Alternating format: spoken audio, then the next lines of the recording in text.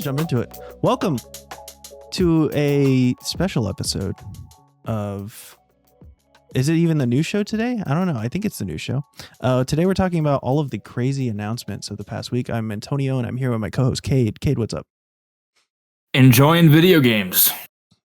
It's the best week of the year. It's Christmas for gamers. Yeah, absolutely. And I mean, before we start, I do want to, so this used to be my livelihood. I want to give a shout out to all of the trailer companies who actually do work on these games. I have a lot of friends at a lot of these companies still.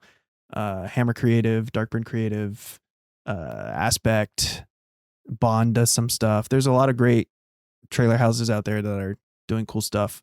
And some of my friends worked on some of these trailers, and it's a big week for them. So shout out to those guys. Shout out to the capture artists and the capture directors. They get underpaid, and they do cool shit, and they deserve to be paid way more. So we're just going to jump right into it because there's so much to do. And that starts with, well, actually, first of all, let's rank these showcases. Oh, okay. I want you to tell me who won. You first. You go first, and we'll see if we agree. I'll say I think Summer Game Fest, Xbox, PlayStation. Oh, okay. State of Play last. I think so. All right. So we'll start with the State of Play then. I think we're kind of on the same page. I do think it's a lot. State of Play and Xbox are pretty close. What I have here is a list of games that I sent you, roughly in order of as they were announced. So we'll just start that way. Sure. With the very first thing that was shown this week, which is Wolverine. Mm-hmm. How do you feel about Wolverine? I don't think we've actually talked about this yet, so I actually don't know how you feel. Yeah. It's what I wanted. And okay. nothing more than that. Like, it's not like there was anything terribly surprising about it. No. I think the one thing that kind of, I wouldn't say caught me off guard, but surprised me, I guess, is like the X-Men doesn't exist yet. I'm assuming they're going to build up to that there were leaks that indicated they're going to make an X-Men game eventually. That there are leaks, but from what I understand, the gameplay trailer that was shown, it sounds like some stuff was already changed plot-wise. It does sound like that. Yeah. But I guess what is interesting is like there's still like I guess we call it an X-Force. I don't remember the name they used, but like there's a team. I think they just say like the X team. I think that's something like that. Yeah. So there is some sort of team that's trying to do good for mutants. And Wolverine is still very much like the begrudging hero where he's like, I'm not a hero, I'm Wolverine. I'm like, that's kind of a cool line. Fuck it, why not? They seem to really, I think, nail the character in a way that I really enjoy. And the violence, I mean, it looks violent. It looks cool. I'll be curious to see how like different it feels on the sticks compared to Spider-Man. Like that's my biggest melee thing. Wise. Yeah, that's the biggest thing that I'm like skeptical about. If it's just more, if it feels the same, like that's cool. But I do hope it feels a little unique. I'm concerned with the stealth looks like the same stealth as Spider-Man, which is very boring stealth. It's just sneak up, press square, watch a cool animation. Yeah. But overall, like, it looks like there's a lot more environmental stuff going on. Yes. Than Spider-Man has. I think it's interesting that there's a lot of blood, but not a lot of gore. There's still some gore, right? But it's like, piles of blood. I talked about this on Twitter. I have a specific thing that I want from Wolverine and his story and what he, the characters that he interacts with, and I'm not totally jazzed about another Wolverine gene thing that's super boring to me. Yeah. I really hope that's not the route they're going romance wise. Yeah. There's another parts of the game takes place in Japan. So there's another character I have the issue somewhere. I should have brought it out.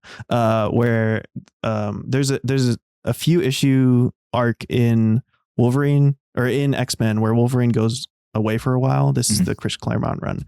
It's like issues like 168 to 170 something, where there's a period of time where Wolverine's away on vacation. And then suddenly the X-Men get a letter in the mail that's, I'm getting married. Come to Japan Wolverine. And come to my wedding. Yeah. And that character that he falls in love with, Mariko Yashida, is one of the, like, that's who I think of when I think of X-Men's love interest or Wolverine's love interest. So I wish they were. I hope she's in the game. That'd be cool. But yeah, it looks good. It looks like a game that, I'll enjoy it. 8 out of 10 kind of game, I think. Yeah, it didn't wow me, but like it looks like a solid fun time. I do like Jean being used in gameplay, like her throwing guys up and then he can go in and stab them.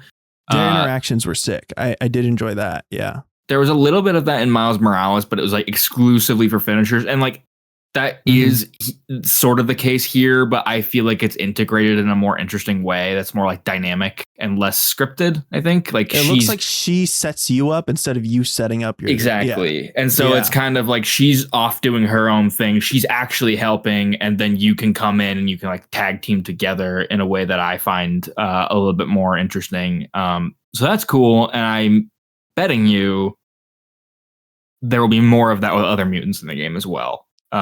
Which will be really I don't cool. think Jean's going to be the only person that's there. Correct. Yeah. And then I guess we could follow this up with I rolled my eyes a little bit where they were like Marvel into Marvel. Sure. Yeah. We'll talk about this briefly. Tokon looks cool. A lot of fighting game fans were not jazzed about the first couple alphas, but after some feedback, it looks like they've changed a lot. There's some very key changes that they did that made it look more like a competitive game and not as, boring. I think Carnage looks sick. So yeah, that was a good trailer. Yeah. Rayman Legends Retooled was after that. Like I said, I'm just going to rapid fire these. Yeah. What a weird choice to remake the last game that just came out. And they're also doing it's 3D instead of 2D now, I'm pretty sure. It's still side-scrolling though, right? There is sections that I think are 2D still, but like I saw 3D gameplay, which is like, interesting. I don't know what that's all about. And they also came out and they there was an interview where they were like, why did you decide to remake a game instead of do a new one? And their response was, we're training up, which seems to be the case now. They like to train new devs on remakes, which is cool, but still bizarre. From what I understand, Rayman Legends, there was somebody in my replies said that there was some sort of unfinished aspect to it, or it wasn't fully the original vision. I don't know how true that is. If that's the case, like cool, but I don't know, whatever. The next game was I actually didn't put it on the list here, but I wanted to mention Bancho, the chef. Oh yeah, game. That looked cool. Dave the Diver prequel look cool. I like Dave the Diver, and that looks cool too. Just wanted to say that. Kamuri. That game. I don't even remember this. This was the one, the Japanese lady that the Ghostwire Tokyo woman. That yes. Yeah, the game that she showed. I actually think this was one of the better games of the showcase, and a lot of people glossed over it, but I think that looks really good. Tomb Raider: Legacy of Atlantis. More Tomb Raider. We got an AI disclaimer for that. I'll play it. I like Tomb Raider. And go ahead. We talked about last week how we're going to get AI disclaimers all the time now, or we're just not. Oh yeah. It's just one or the other. It's all over this week. It is. There was stuff even today. Crazy Taxi had a AI disclaimer too.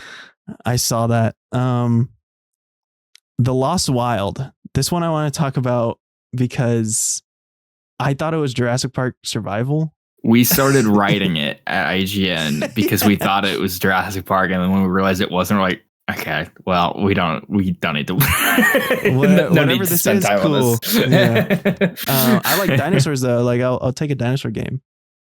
Yeah, I love dinosaur games. I don't think there's enough good ones, so I hope this one looks good.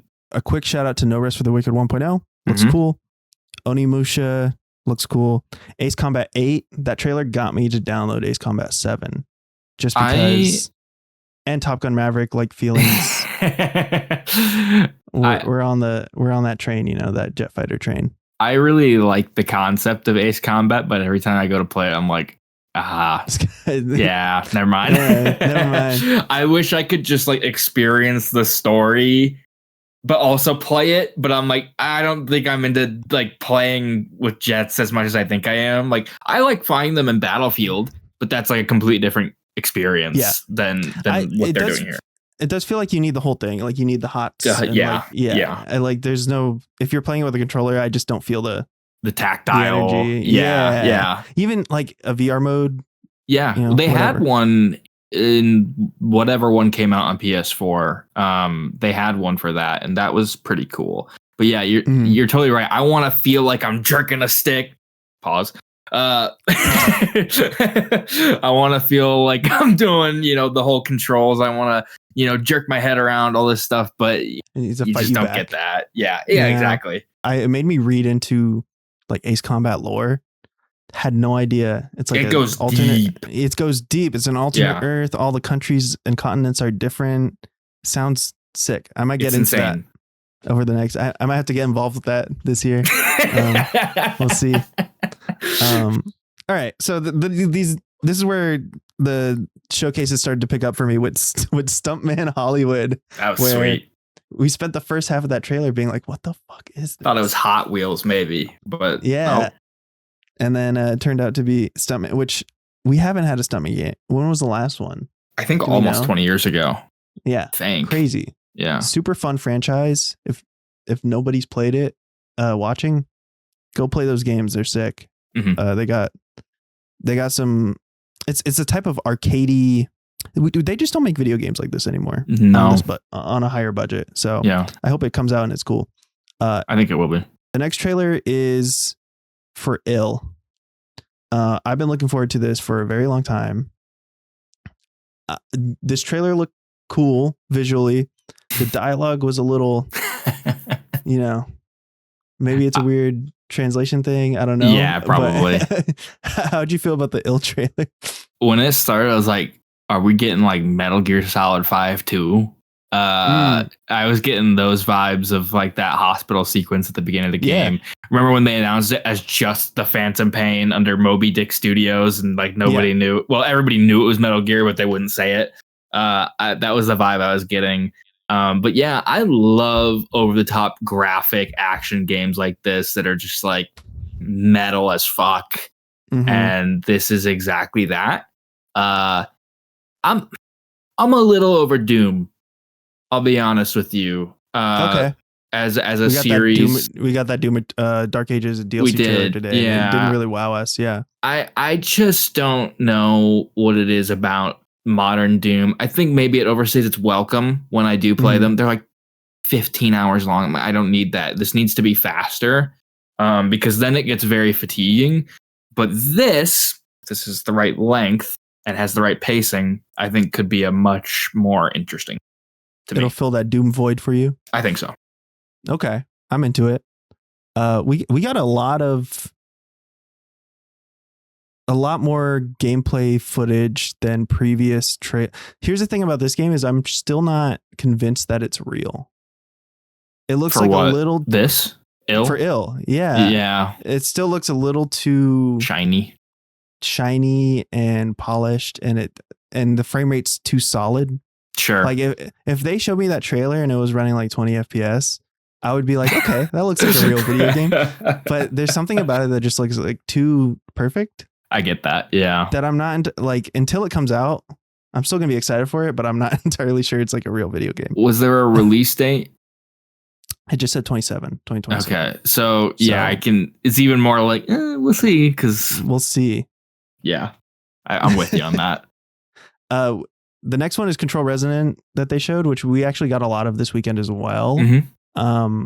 This comes out in like a couple months. Like it's another September. All these games come out in September, apparently. Same day as Silent Hill. Oh, really? Yes. Okay. So you have to choose one. I think it looks cool. I think they're showing a little too much now for a game that comes out in 3 months. Mm-hmm. But I'm excited for it. We can gloss over this, but Guitar Man was announced for a re-release on PS5. Everyone's excited about that. Mm-hmm. That I know that plays that game. So it's a damn classic, Guitar Man. Next up is Until Dawn 2. How do you feel about I have mixed feelings about this. I have extremely mixed feelings about it. I said on Twitter that Supermassive, and they're not making this. Fire Sprite is, but Supermassive made the first one, and then that has been their bread and butter since then. Of varying scope and scales, budgets and stuff. They had the Dark Pictures, they had the Quarry, which I quite liked. They had one earlier this year that I can't remember the name of, and they've just done a bunch of these choose your own adventure horror games, and some of them are great, some of them are okay. It just varies, but the point being here, this didn't look any different than those. You could have told me this was, change the name, et cetera, et cetera. The only difference is this has the guy from the Call of Duty Black Ops commercials, John Wick 2, in it, that he's kind of the therapist that ties this universe together. Yeah. But what about This Is Until Dawn 2? I don't know. I do like that a lot of it seems to be set during the day, which is cool. If you're going to do horror during the day, I think you can do something cool with that.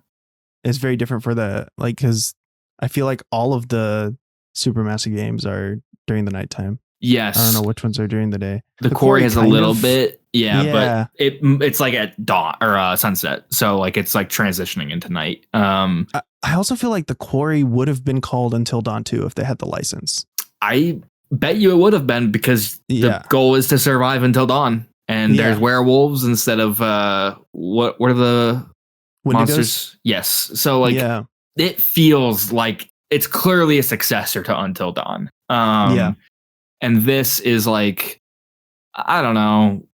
I'm sure it'll be good. It's just using the branding feels weird all these years later when you haven't done anything with it besides make a movie that was also kind of like, what about This Is Until Dawn? It just, you need to have one of the characters back, and they seem to be setting up Hayden Panettiere's character in the remake that came out a couple years ago. There was like a new ending in that suggests she'll be back. Come back. Yeah. But I wish she was more front and center. But we only saw a few minutes of the game, so like, who's to say? But I'm not ruling it out.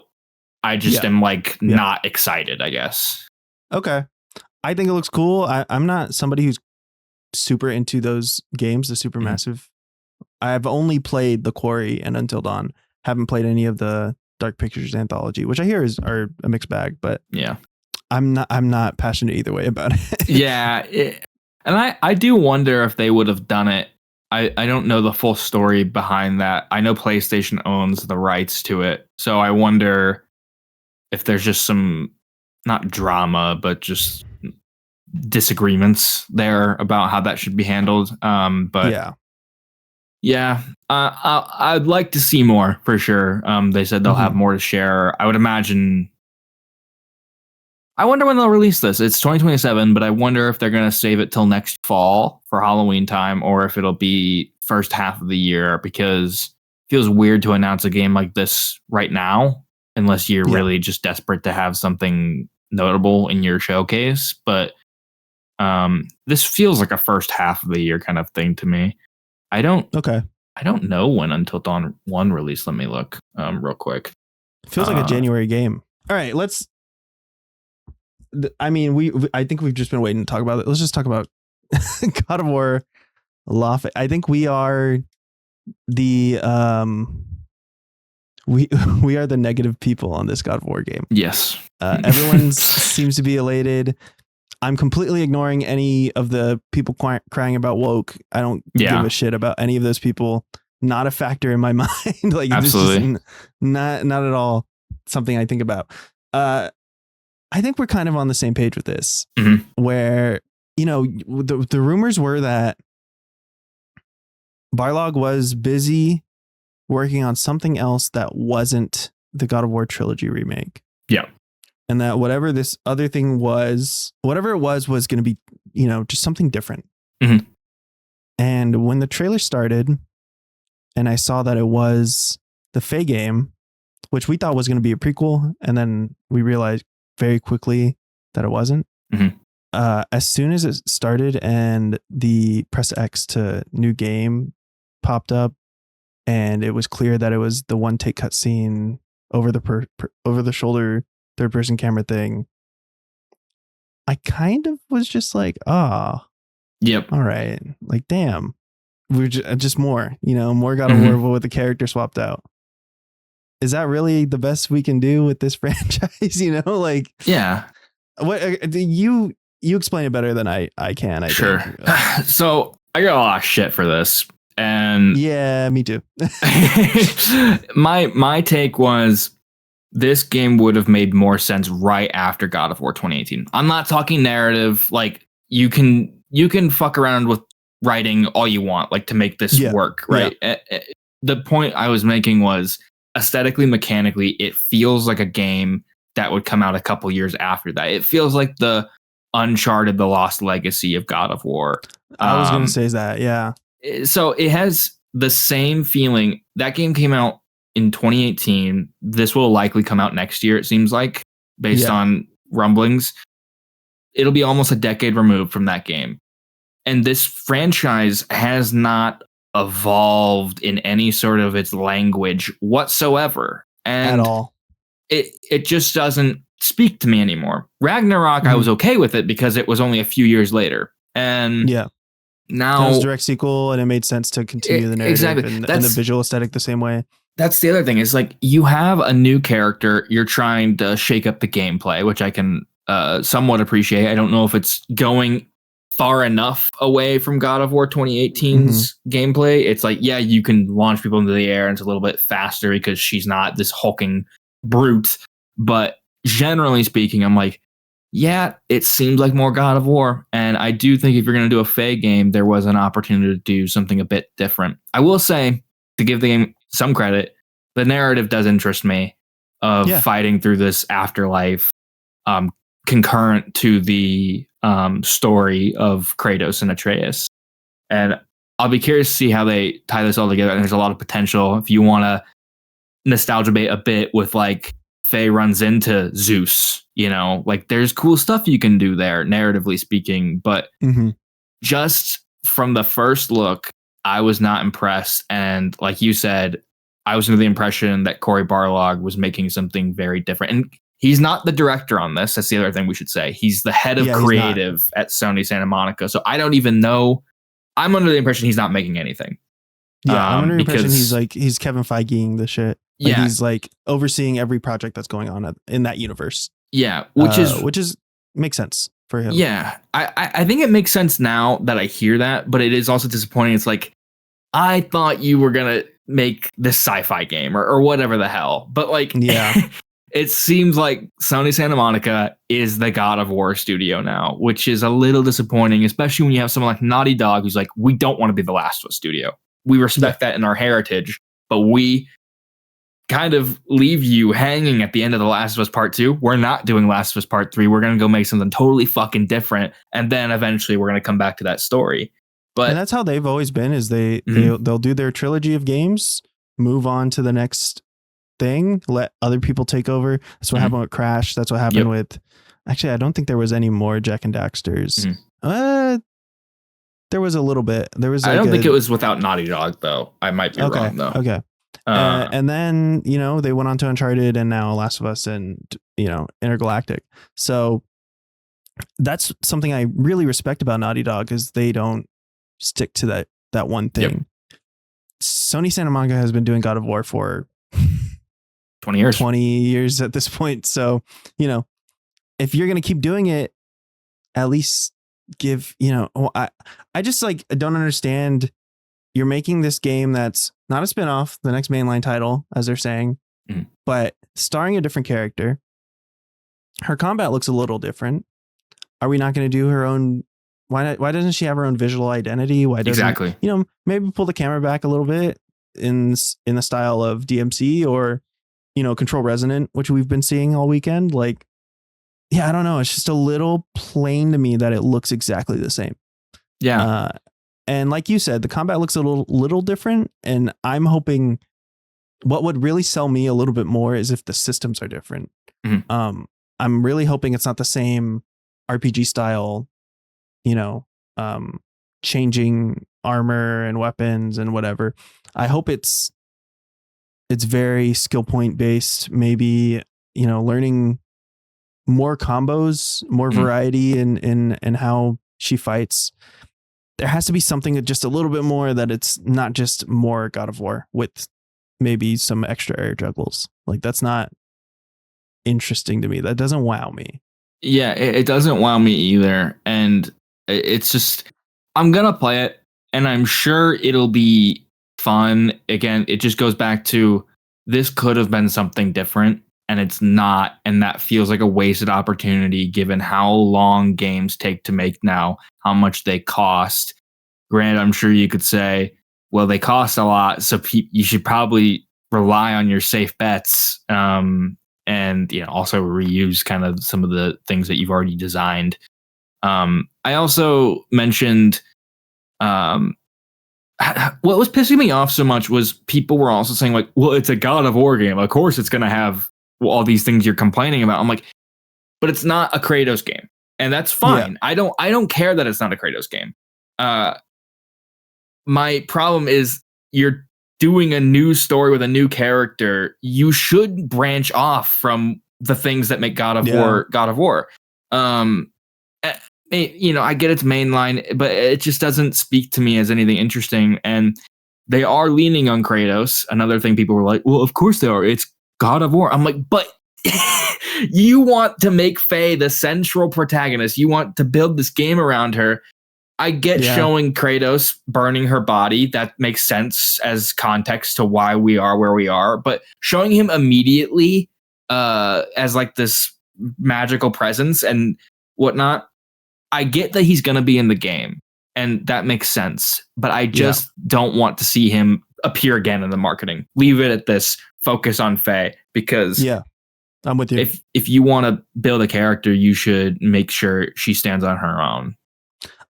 Another thing I forgot to mention, I'm a little bummed that we have another companion character to fight with. Like, it would have been cool if, like, I'm sure Frank, his name's Frank. Crazy that Deborah Ann Wool's with another Frank. And the Jack Quaid Jello Cube thing, it was just like, all right. I mean, I guess you have to have a companion because Atreus is a companion. So, Faye needs her equivalent. Is that really wouldn't it have been cool if she was her own person? I don't know.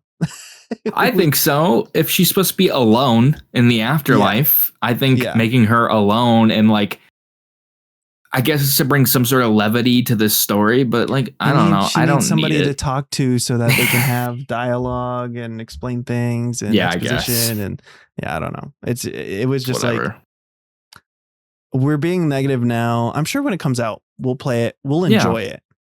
But it's just, I want something a little bit more than what we were shown. It's a wasted opportunity. That's how I feel. Yeah, absolutely. So they closed out on that. And I think also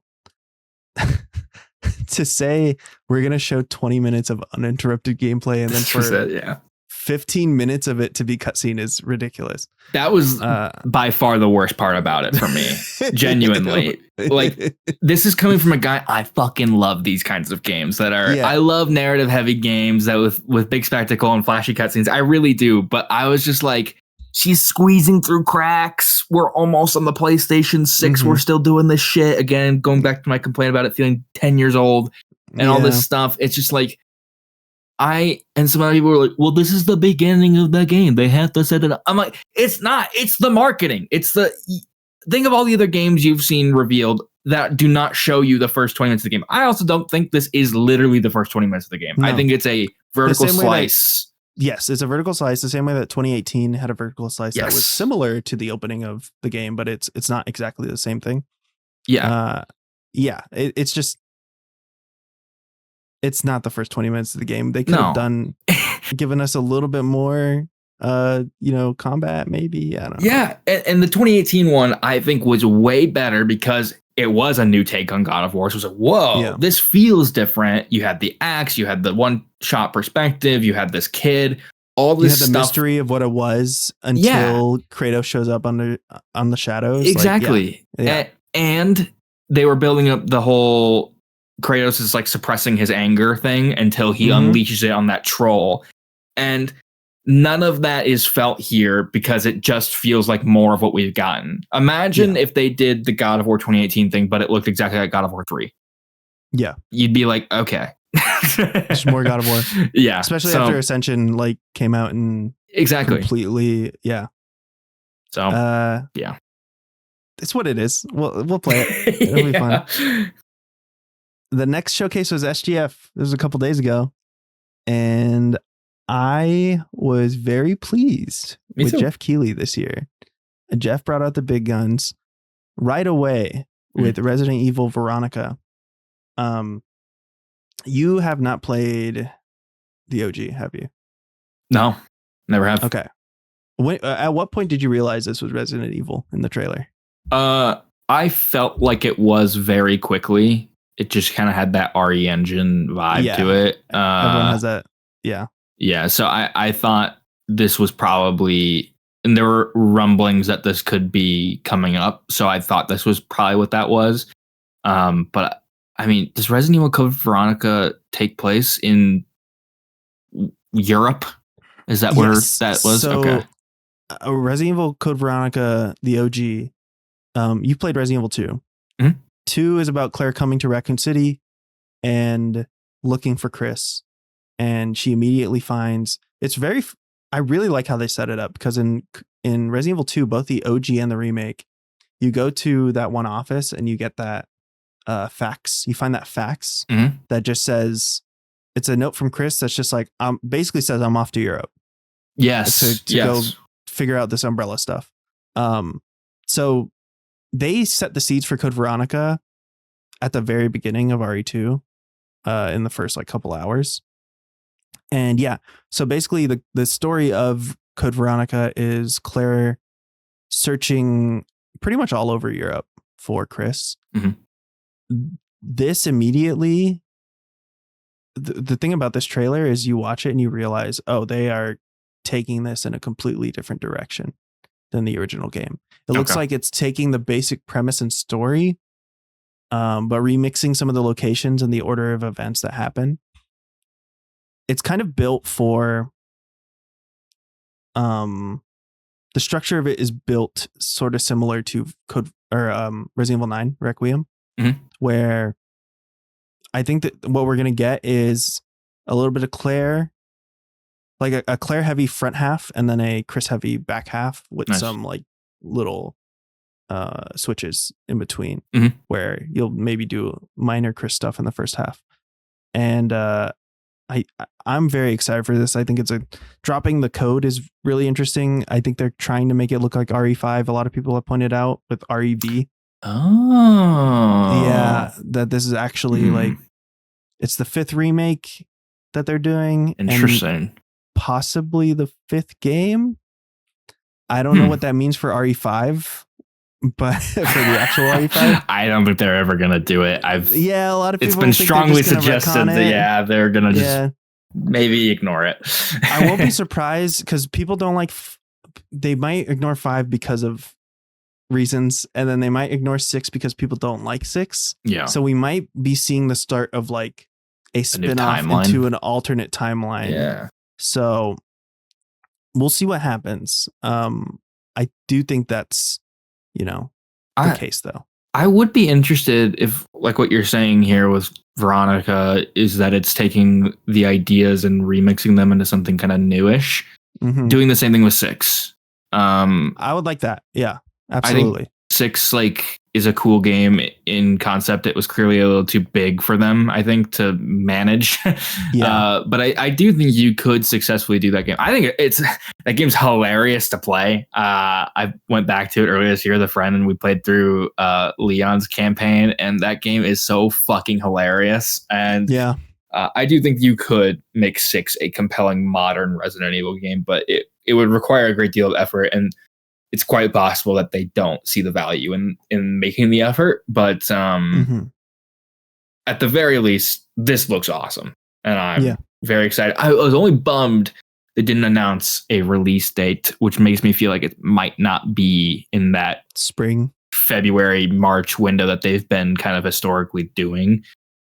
I don't think there's been a Resident Evil game in the last 10 years probably that didn't come out in the first 4 months of the year, but we'll see. I could see June maybe, or maybe. May. Yeah. I don't think it's I going don't to be think it'll too be late in the fall. year, Yeah. though. Yeah. No. Yeah. That doesn't seem like, and we're starting, a lot of people are, this is the one that made people realize how quickly these games are coming out, which I think is funny. It's basically an annual franchise at this point, which is really impressive. And I think in the modern day, a lot of companies are starting to try and take that method of using the same engine and reusing a lot of the assets, because these dev cycles are ridiculous. And it makes more sense to make games this way. And I'm fine with it. I think Hitman Trilogy was great. I really hope CD Projekt Red could deliver on that promise that they're going to do the Witcher trilogy in 6 years. We'll see. Knowing CDPR, I don't know, but it'd be cool.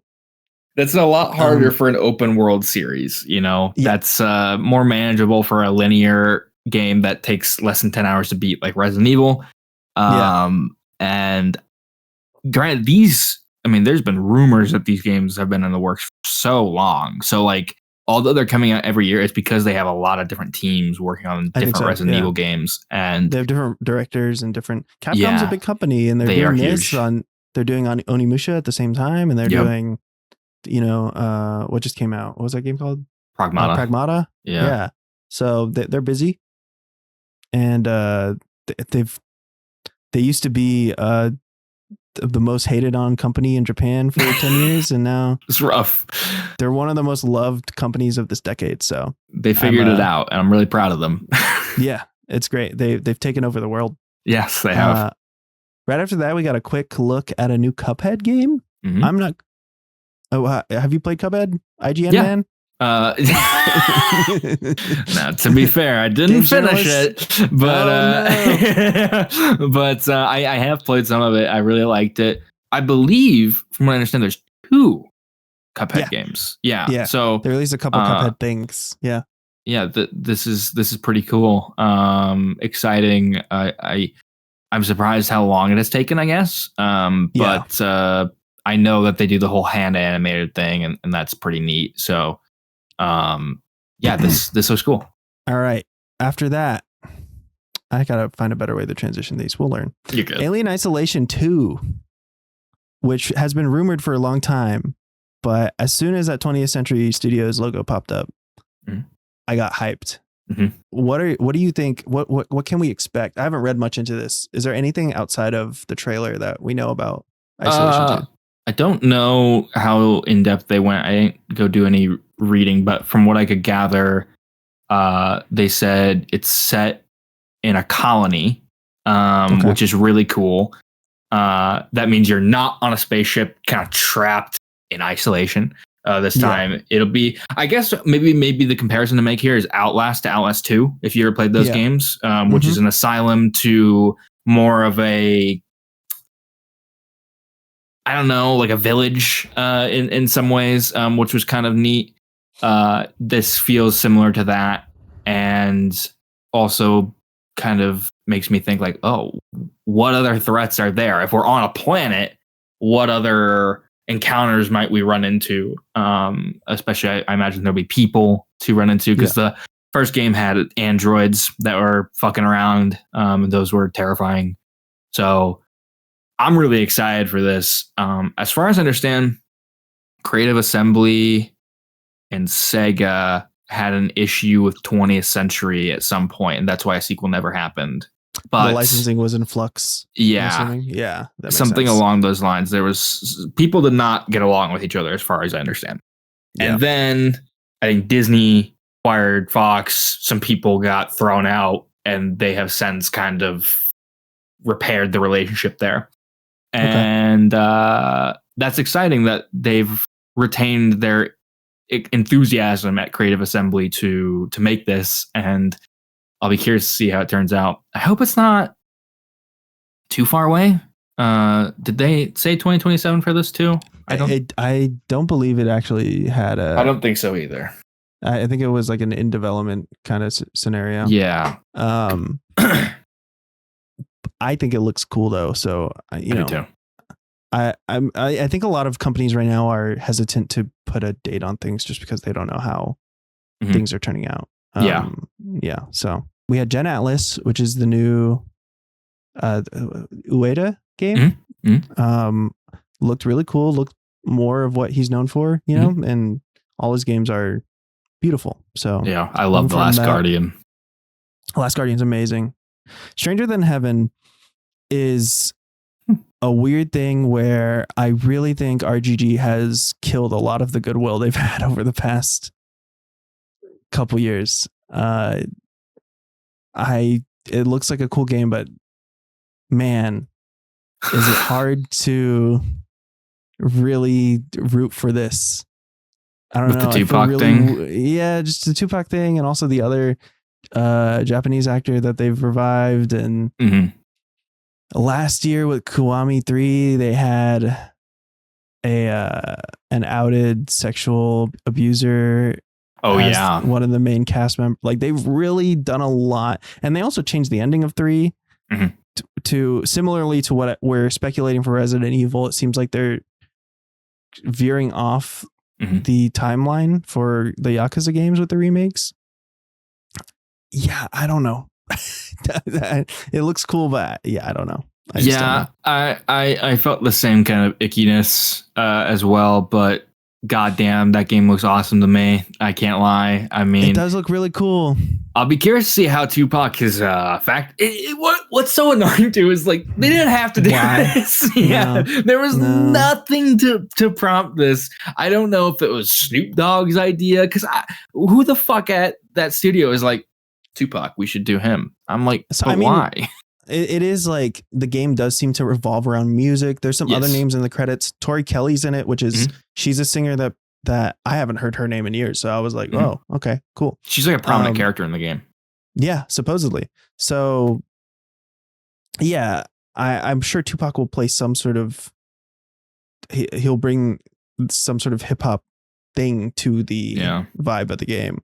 You know, maybe we'll get something Samurai Champloo feeling. I don't know. Do you think they're using AI to voice him? I think I read that they confirmed that they're not. So are they just getting someone else to play him, or is it like he's just mute? I have no idea. It's so weird. RGG Studios has confirmed that AI was not involved in recreating Shakur, as they put out a statement. They crafted every aspect. This is a quote, direct quote. RGG Studio is treating this integration with the utmost respect for his legacy, crafting every aspect in close collaboration and without the use of AI, including his character design based on archival footage and photographs. So that makes it sound like they're not using AI to create his face, and they're not using AI for his voice. We'll see what happens. That's bizarre. Whatever it is, I don't know. I just don't know. The game looks cool. Yeah, it does. Looks cool. After that, we got the first announcement from the first AAA studio game from Paramount, newly formed Paramount Game Studios. Is that the name that they're going with? With Platinum developing The Last Ronin. This is a game that was announced years ago. Went quiet for a little bit. The developer over there had a ton of layoffs, so people thought it got shelved. THQ Nordic was in charge of that. I don't know when things changed, but now it's at Paramount, and we didn't get any, it was a CG announcement, but Platinum getting a second chance for TMNT is really cool. I hope it turns out well. The last TMNT game they did is kind of what killed them for a little bit. So there's a lot riding on this for them and for Paramount too. They did that Legend of Korra game too, didn't they? They did. And that also, that was a licensed game that was, so from what I understand, they had a deal with Paramount where they did 3 separate licensed games that were all kind of rushed. There was the Avatar game that they did, that TMNT game that they did, and then also the Transformers game that they did. The Transformers one seemed like the best of the 3. Yeah. They were all a little short, but the Transformers one seemed the most mechanically dense. We'll see what happens. I hope they get more time with it. I think that this is clear to me, it read like a clear like stance of like we're really making this like a real game. Like we're not turning out some trash, because those games came out in like 2014, 2015 when licensed game. They were also by Activision. That's maybe another thing to note. It was like Activision's last gasp at licensed gaming, because they also had the end of Spider-Man at that time too. Mm-hmm. And Deadpool was around that time as well. They were just handing out the licenses. Yeah. And so it kind of felt like maybe for them cashing in on what they had left before going full-blown Call of Duty machine. And this feels more like Paramount's like, we're really trying to have a stake in gaming. And The Last Ronin is going to be our first proof to you that we're taking this seriously. The fact they're calling it AAA and, and not re-revealing it like 6 months before it comes out, and you're like, oh, that looks weird. It feels like there's really a push here to do something special. And it, again, Platinum feels like the perfect fit for this, at least peak Platinum, to the point that it feels, again, like a vote of confidence that they're really trying here. So I'm actually quite optimistic for this, but I do think it's probably like 4 years away. So it'll be a while. Yeah. Seems like it's completely restarting development from scratch. I don't think it's at all related to the THQ Nordic thing. Correct. And also The Last Ronin, if you haven't read it, fantastic story to make a video. I love a vengeance story in a video game. Yeah. What do you know about it? Well, I was going to say they're doing a movie too, aren't they? I think so. Yeah, like an R-rated movie, maybe. I'll look it up. Yeah, so The Last Ronin it's kind of like the Dark Knight Returns for Ninja Turtles, where there's one surviving turtle who is supposed to be a mystery. Most people who know about the story know who it is, but I won't spoil it. I think I know who it is as well. Yeah, and so it's a revenge story that's the last turtle taking revenge on who, led to the demise of the other three. I think it's a great premise for a video game specifically. Yeah, so absolutely. I'm very hyped for what'll turn out from that. The movie was scrapped because they want a family-friendly reboot. I mean, yeah, that makes sense. And they went with Mutant Mayhem, which is a great movie. So yeah. Apparently not even just that, like they're doing like a live action reboot. Okay. We don't need that, but okay. No, we don't. We've tried that a few times. I think we've proven the movie we're not ready for live action Turtles, I don't think. But is Michael Bay still involved? No, it doesn't seem like it. I know I just said RGG killed a lot of their goodwill, but BF6 looks really good. That looked cool. Virtua Fighter 6 looks really, really cool. I'm not into this series, but I was like, oh, wow, that looks interesting. Kind of reminded me of like when Need for Speed did Need for Speed The Run. If you remember that one, that was like a very cinematic driven, like I'd say you could get out of your car, but that's not completely true. There were like scripted sequences outside of the car that were like quick time heavy cutscenes. That was really cool. And so my brain kind of jumps to that here, where you're taking a genre best known for like, you do one thing, you fight, and that's it. There's no gameplay outside of the fighting sequences. And you're like, but here's like a really big story outside of that. That seems to expand more. Following that up was Crossfire, which I said I didn't know much about right before we recorded this. I have seen this franchise before. I know it's a Smilegate thing.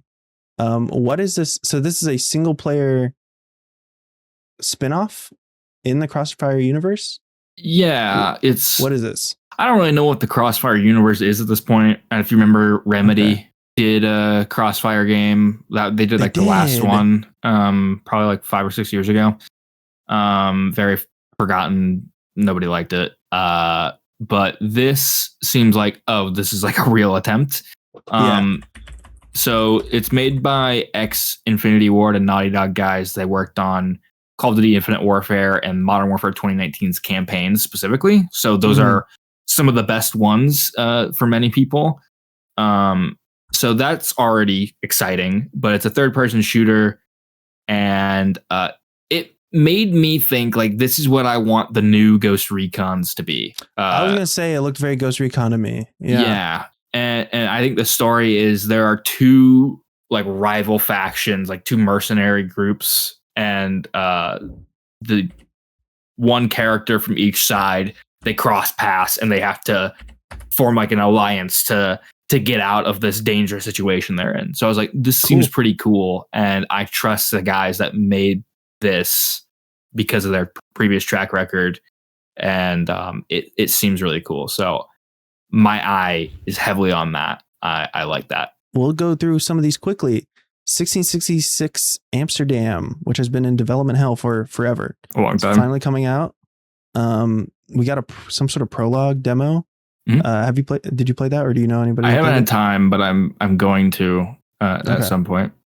I've heard it's very brief and there's not 30 really minutes. Yeah. But it's cool that, this game is seeing the light of day. One thing is this guy's former Assassin's Creed people, and they're making a witch Assassin's Creed game right now at Ubisoft. So the timing of it is very odd. It's very strange. Yeah. Oh, well. That's what it is. Yeah. Okay. After that was Bloober Team Saw Genesis. I was very excited at first because I thought Bloober is kind of... I've had issues with Bloober's writing of psychological trauma in the past. Right. I think that sort of inappropriate approach to that is actually perfect for Saw. So brilliant. It's kind of brilliant, but it looks like it's not a narrative-based game. Mm-hmm. It's a asymmetrical horror game, which is cool, but I would have loved to see them do a narrative in the Saw universe. I would have too, and I hope that maybe there's room for something like that in the future. Yeah. What I do like about this is, like, if you played the Outlast Trials.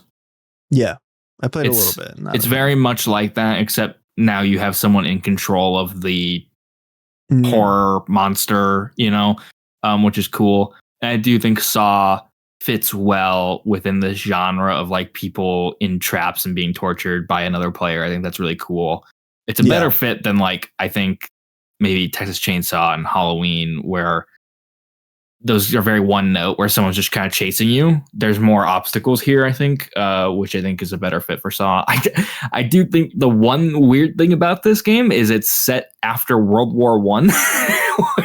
Very strange. And when the trailer started, I was like, is this about young John Kramer? Yeah. What is going on here? He would not even have been alive during this period. Yeah. So I don't know what the hell I'm assuming it's not canon, right? But, like, it's still odd because sounded like they got Tobin Bell.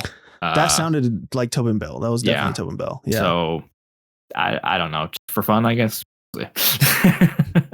As someone who's a Saw diehard, I've seen every movie multiple times. Mm-hmm. I even liked the Book of Saw Spiral. Yeah, me too. I like the people hated on that movie. I didn't think it was that bad. That movie's fun. It was also like a lot of people, it was the first movie I saw after theaters opened back up after COVID. But I enjoyed it. I don't know. People shit on that a little bit. After that, we got a look at a Star Wars Zero Company, which to me is the ideal version of a Clone Wars game, where it's third person narrative exploration, a la Mass Effect, and then combat that's like XCOM. Looks cool. I do think some of the frame rate was a little iffy when maybe it was my broadcast. I don't know, but I think that looks great. Do you have much to say about that? Like seeing Anakin show up. That's cool. That was very cool. Yeah, I'm in on that. I've been really looking forward to this one, so I'll definitely be there day one. We got Blood of Dawnwalker. I've been looking forward to that for a while. I just want it to come out. Me too. That's all I really wanted to say. It looks good. Among Us spin-off narrative mystery detective game. I don't know what the fuck that is. There's a current there's only 2 games in the series right now. There's these games called the Duck Detective. Okay. Duck Detective on Steam and on iOS and Android is a game that looks a lot like this. Okay. You play as a duck, you show up at a place, there's a mystery, you interview people, try and figure out what's going on. Me and my girlfriend played that. She doesn't play video games, so it's a great game to play with her. Is it co-op? No, but it's it's like, let's solve this together kind of thing. Yeah. I'll probably play this with her. Sure. Yeah. Fuck it. Why not? I'm sure it'll be cheap too, right? Probably like $15 at most. We got our first look at Clutch gameplay narrative. Cool. Yeah. Looks really cool. In the same vein of Ace Combat, I would love to see more games that traditional and Virtua Fighter 6 games that traditionally don't have a heavy narrative. I think we're getting more of those narrative, big. I think Mortal Kombat set the stage for games of genres where you wouldn't really see a big budget campaign get one. Mm-hmm. And I think a racing game is perfect for that. And I think Ace Combat, it's like, oh, I get to play F1 or I get to play, Top Gun Maverick. Like,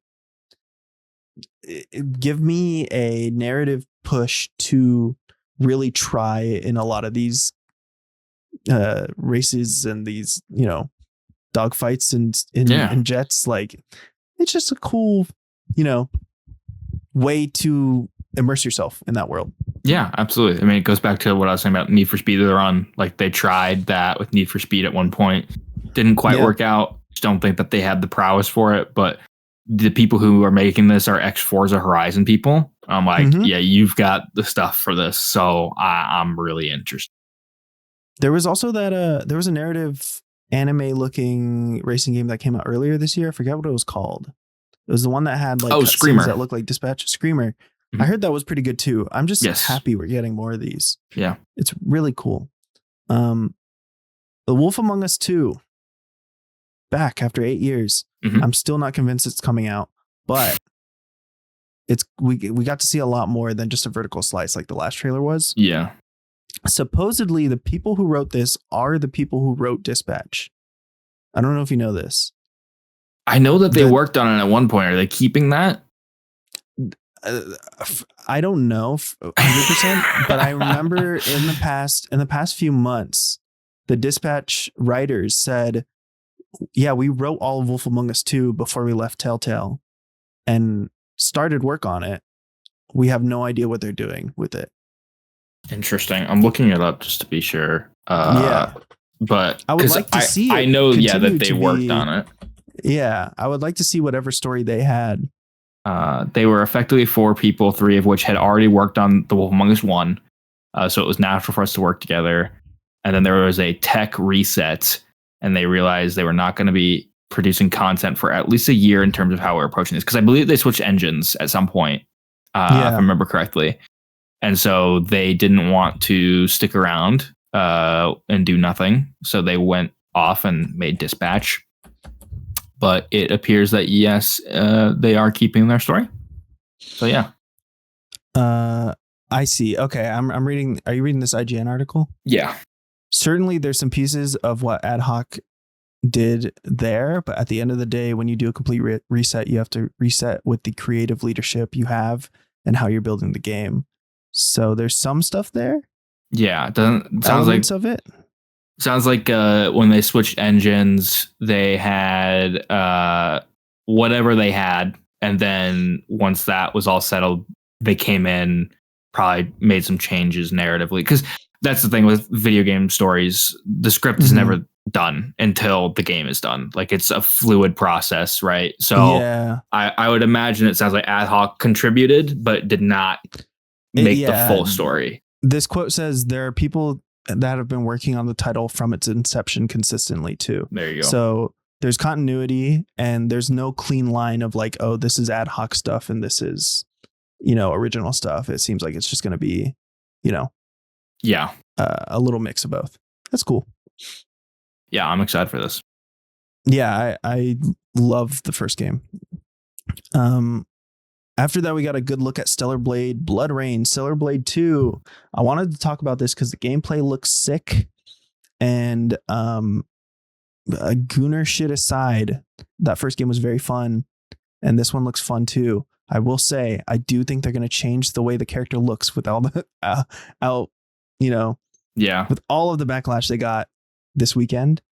It's very early in development. I believe it got an in development thing at the end. So don't be surprised if the character does not look like the same character in a year or so when we get another. When you have Asmongold saying she looks a little young. you gotta do something. You gotta age her up. Yeah.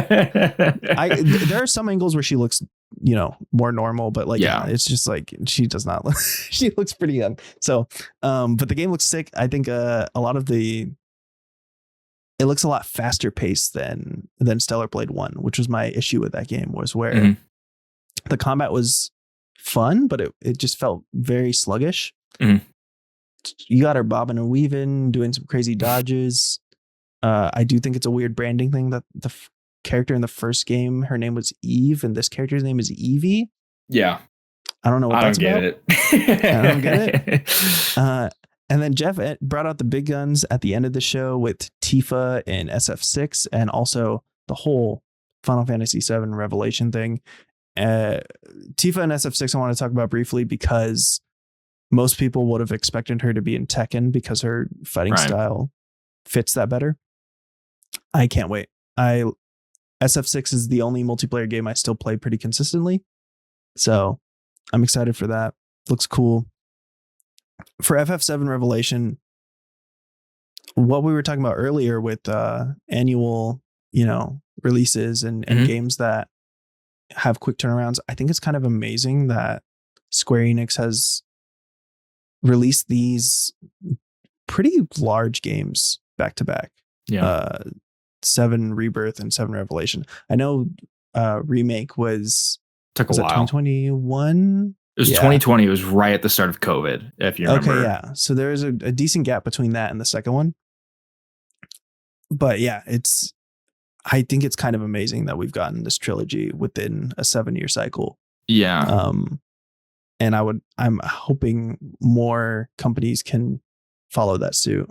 Yeah, it took a long time. What do you think about?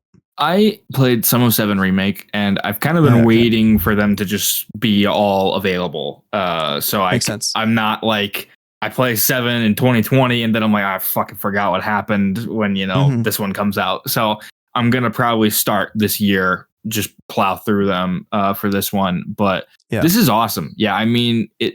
I think 7 Remake was announced in like 2015. So it took a while for that game to come out, and people were very anxious about that. But now they obviously spent a long time. I mean, 15 hadn't even come out yet when they announced 7 Remake, if you remember correctly. And that was the first one that had the real-time combat. So it took a long time to figure out how that all works and then get it all in there. And yeah, like you said, I think Rebirth was 2024. Yeah. So this is a great turnaround. And then they had 16 in between. So I think this is awesome. I'm happy. I'm pleased. And it looks cool. Yeah, it does.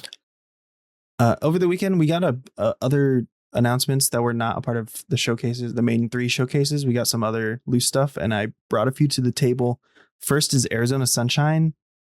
Only wanted to bring this up because Arizona Sunshine is a great VR game. And I'm a little sad that it's losing that exclusivity. I don't know how special it'll be as a non-VR game, to be honest with you. It looked very standard. It looked very standard. I'm just very sad about VR. And VR is really cool. A lot of people I know have never tried it or been able to play it, and there's so many great experiences I've had over the past few years just in VR. Half-Life Alyx is fantastic. All of the Resident Evil VR games are amazing, especially the 4 OG that's exclusive to Quest, and I actually like Village a lot in VR. That game's just super fun. I just wish there's more VR. More VR stuff, but it's such a hard sell. We could talk about an hour about that alone, but I guess I'm glad that they're trying to bring some of these games over. It'd be cool if they did Alyx, but then again, like the whole point of Alyx is the interactivity. There's such a level of depth with like being able to pick up a marker and write on a whiteboard. That stuff's really cool. You're not going to get that on a flat screen game. But I wish VR took off as well, but it is what it is. Yeah, it's that. And they just, I mean, I was just at IGN Live today, and they had the demo for Moss, not in VR, which is a great game, and I'm glad people are going to be able to play it. But Moss is like a essential VR experience for me. So I don't know. The other thing is Bloober Team announced another game this weekend with the Star Trek thing. It looks cool. A horror Star Trek game sounds awesome. They've had a busy couple years. Bloober Team. Yeah. They announced a DLC for Chronos as well this weekend. And they're remaking Silent Hill 1. And they're remaking Silent Hill 1. I have a mixed relationship with that developer, but I'm rooting for them. Yeah. I don't want them not to make good games. So yeah. And the Star Trek thing looks cool, whatever it is. I think they had a couple mixed games sort of towards the start of their prominence, but they've slowly started to creep out and be like, we heard you. Don't make games about suicide and make weird messages there.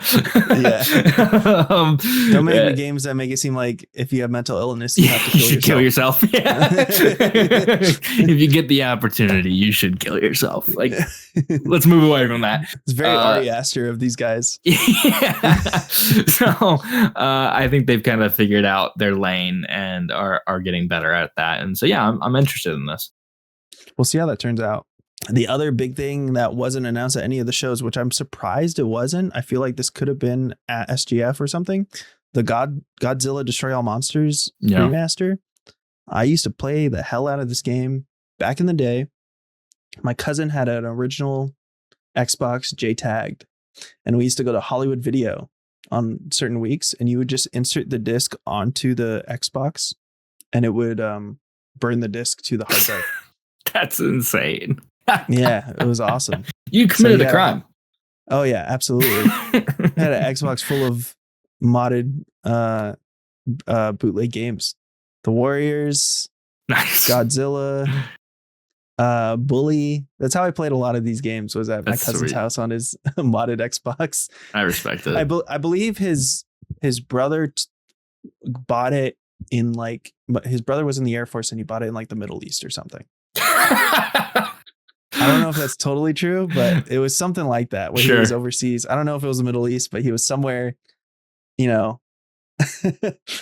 out in the world. He just found this. And it's cool. It's really cool. Yeah, this looks good. And then Atari's also doing that Toy Story 3. Oh, yeah. Which, fuck yeah. So not just Toy Story 3, but also like all the of originals. All the original games. I think me and my roommates were watching that trailer, and it made me realize they might be the most consistent licensed video game franchise is Toy Story. They're all good. There's not a bad game there. Buzz Lightyear Star Command, great game. Yeah. Both the Toy Story Genesis game and Toy Story 2, fantastic. And 3, it's crazy. Yeah, I'm glad that Atari for some reason is like, we're gonna do all the licensed games you didn't think we could do. Like, these are the things that have been sitting on a shelf for years, and be like, I wish we could play that again, but like licensing, oh no. And there's like, we'll figure it out. Yeah, and they did. Yeah, good for them. People love those games, me included. So I'm very excited for that. Let's go through Xbox, which was you. So you like this more than the State of Play? I think like what you said, they're about even. Yeah. Okay. But I think more of these, I wouldn't say spoke to me, but like obviously I was pretty like negative on God of War, so none of these I felt like negative about, I guess. What I will say is the thing that really stood out to me about this broadcast in particular is the Gears of War E-Day thing where they pulled back on the Sony release of it, where they said it's an Xbox exclusive, which seems like even people who work at Xbox were surprised by that. According to Blue Sky and Twitter, they were like, huh? Yeah. They didn't know that was a thing. It's what we were talking about on our first video with Asha Sharma, making big decisions. And I don't know if Gears is the franchise that they've kind of been stagnant, post 3. So I don't know how much people care about it. This game does look a lot Yeah. better. Yeah. What do you think about E-Day? Yeah, it looks like Gears of War 1 or like the trilogy, and even down to like some of the HUD elements. They move the active reload to the center of the screen instead of the corner, but whatever. It doesn't really make a difference to me. It was really weird seeing Marcus Phoenix in regular clothes. He smaller. He looks skinny. Yeah. Like, I don't know. This just feels jarring. You should be like a jacked man in armor who has like no anatomically correct physique. But it was cool. Like it looked, but even though it looks like Gears of War, like the OG Gears, it had like a faster, more fluid. He's more mobile. Because he's smaller. Yeah, and I don't know. I didn't get a great look at the stuff they showed afterwards because I was busy, but I don't know that he's going to be in the gigantic armor again, or at least not for the whole game. It seems like maybe they'll build up to that kind of stuff. He's like trying to survive, right? They'll surf Dracula his armor. Yeah. So I thought that looked really cool. Like he's able to like jump more or grab onto higher ledges, and he slides instead of rolls and stuff. So I'm like, this looks cool.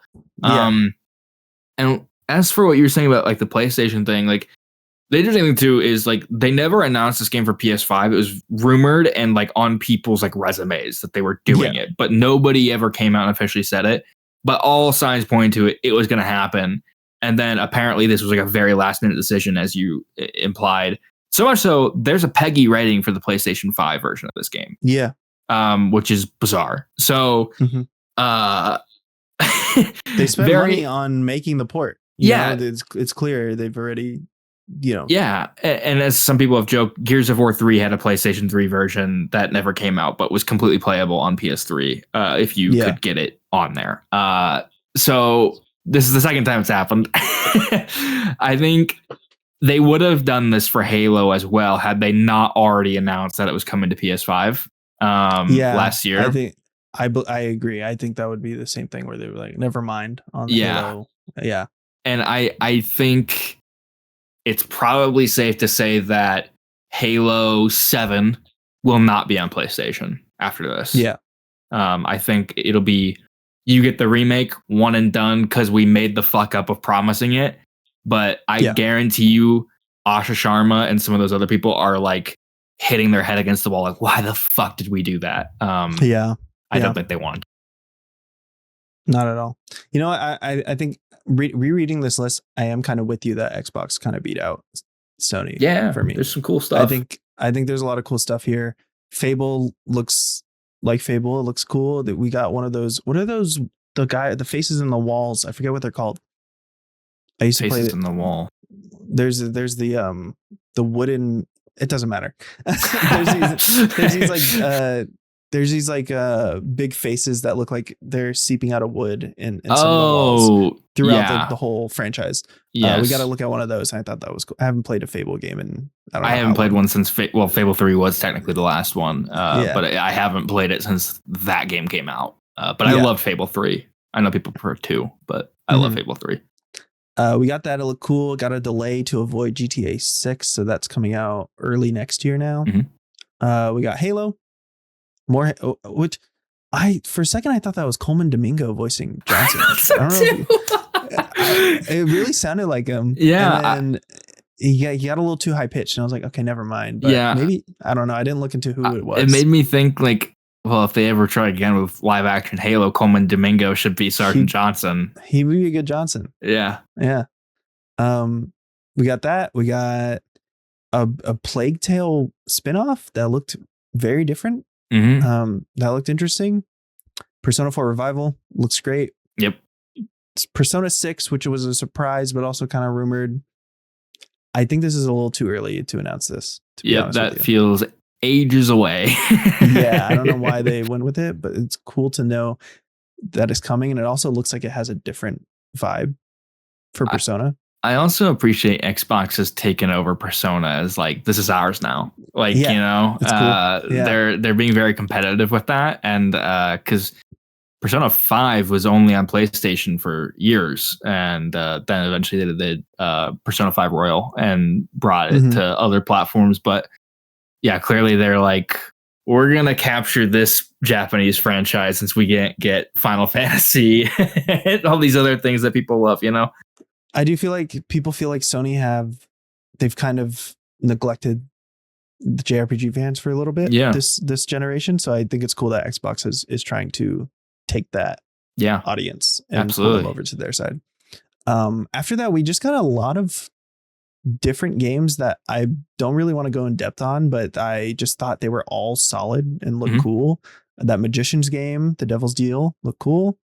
Valor Mortis, which is the guys who made Ghost Runner 1 and 2. Oh, cool. And yeah, so they're using that experience and making sort of like they're taking that, what they've learned from those games, and making some sort of Souls-like kind of thing. I'm very curious to see where that goes. I like Ghost Runner. Those games are cool. Cool experiences. Yeah, I'm excited for that one too. Vivarium looked interesting. It looked like a Ghibli kind of storybook kind of thing, which is cool. Spyro, Realm Beyond. Yeah. Hell yeah, Spyro's back, baby. Did we know this was coming? What is this? There was a rumor they were doing it as Spyro, but I mean, I didn't get a sense of like what's different this time, It's more Spyro, but cool that Activision's doing another one. Yeah, it's the first Spyro in like 20 years. Yeah. And Activision has sort of just only done Call of Duty recently. I'm surprised we didn't get this sooner, because I feel like the Spyro trilogy remaster did pretty well. Yeah. But I'm glad we're doing it. Tom Kenny's back. Yeah. I don't know if you read that. Yeah. It's cool. It's funny, like Activision, like although they are the Call of Duty studio, they have a lot of like love for Crash and Spyro for some reason. And like, although they might not invest the biggest budgets behind them, they're like, we're still gonna do this, and I appreciate that about them. Like, it shows that Activision has a heart somewhere. Yeah, they still do Crash, Spyro, and Tony Hawk, and I would like to see them do that more, but it's cool that they are doing it. So I'm happy about that. After that was Clockwork Revolution. Briefly talk about too. I still don't know much about this game. Like, I've watched all the trailers, and I've kind of kept an arm's distance to it, because it seems like a game that I'll pick up and be pleasantly surprised by how much I like it. So I'm trying not to like really spoil myself on it.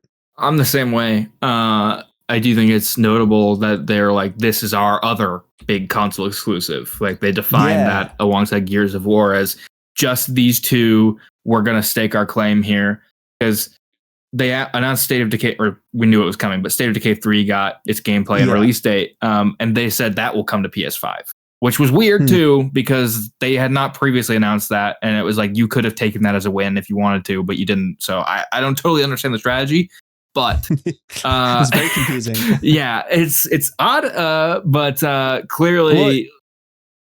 What I will say is, it seems like a mix of the like decisions that were probably made before Asha Sharma came in, and decisions that are made after. Like, there's only so much that she can be in control of. Yeah. And maybe this one wasn't one that she couldn't, but go ahead. Yeah. No. What were you saying? Yeah, I was just saying, it's clear to me that they're trying to, at least going forward, like, I imagine next year they're going to go really hard on like exclusive, right? Like, this year it's like, we're doing what we can, because this is very all kind of like a last minute changing of the tide.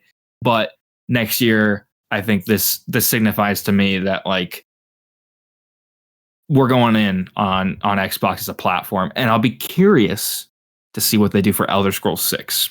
I'll be very curious, because that one could go either way. I know Call of Duty will never be exclusive, and I don't think Xbox ever envisioned it that way. But I do think at some point somewhere, they have thought about Elder Scrolls 6 as an exclusive. And I would suggest to Asha Sharma, next year, you close your show with Elder Scrolls 6. Even if it's not ready, you need to announce a title for that game and just put some sort of cinematic together or something that paints a picture of what this game is. And then very clearly state where this game's going to be. Because I think you need to. I don't think, We'll see what they do. I kind of think they should keep it exclusive. It would be a big dick move yeah, to that's do what I'm it. saying. And I think Elder Scrolls is one of those franchises that, if done right, if it doesn't just look like another Starfield, I think people will buy a console for it. Yeah, I think so too. So that kind of leaves us with, we can talk about, let's talk about Call of Duty real quick, because it's really weird to do a DMZ trailer and not like a narrative thing. And also really strange to do a DMZ trailer from the perspective of somebody that's spectating everybody else. Go ahead. More your thing than mine. They did the 2016 Ubisoft E3 style Division, of like guys talking like they're actually there in real life, which is fine. Very bizarre. Yeah. I thought it looked good, like tonally, like DMZ in Modern Warfare 2 2022 sucked ass. It was very unrewarding, very aimless. Okay. I did not care about it. And now that extraction shooters are the rage, it's like, they've figured it out, I think. A little bit more into this. Yeah. And I'm very excited because they're doing dynamic weather, which is something I've been asking for in Warzone since 2020. And I don't know that it'll be in Warzone, but it's definitely in this. And I've also heard that it could happen in multiplayer. Sounds like they're not defining it, because one thing they said is they don't want people to leave multiplayer matches because it's raining. Like, they don't want to push people out of games because of the weather. But at the very least, DMZ will have it. And that's something I want, because I don't want to load into the same exact map that has the same exact variables every single time. Like, make it fresh. And something I heard them talk about was like, it can snow, it can be foggy, it can be heavy winds, it can be raining. That's cool in of itself. And then you have more immersive mechanics like the Dragon Revive that they did in Battlefield 6. They've put that in here. Just looks a lot more juicy. And if they do this right, it could be as big as Warzone was in 2020. People don't really care about Warzone now, but this could be bigger than that. I'm with you. Yeah. If they really market it as the next big, multiplayer thing. Yeah. It could be cool. Yeah. So that is basically the weekend, or the week, I guess. There was a lot that we talked about. We agreed Jeff won the weekend. Yeah. He's kind of king right now. Everyone likes him again. Yeah. Let's go Jeff. He's a great guy. I like Jeff. We all love that Angry Joe clip. Don't even be started on that. It's awesome. Yeah, I think I'm excited for the future of games. It looks like everything's coming out in September. And I'm sure some stuff will get moved. But I'm surprised with how much we got, considering GTA is right around the corner. And personally, knowing people in the video game trailer world, stuff is quiet right now because people don't want to market around GTA. So yeah, I'm really glad with what we were able to see. Yeah. So yeah, if you like this video, thank you for watching all the way. I don't know who's watching. This is probably going to be like an hour, 15 minutes at least. But thank you for watching. I know a couple people who will be. So catch you in the next one. Bye.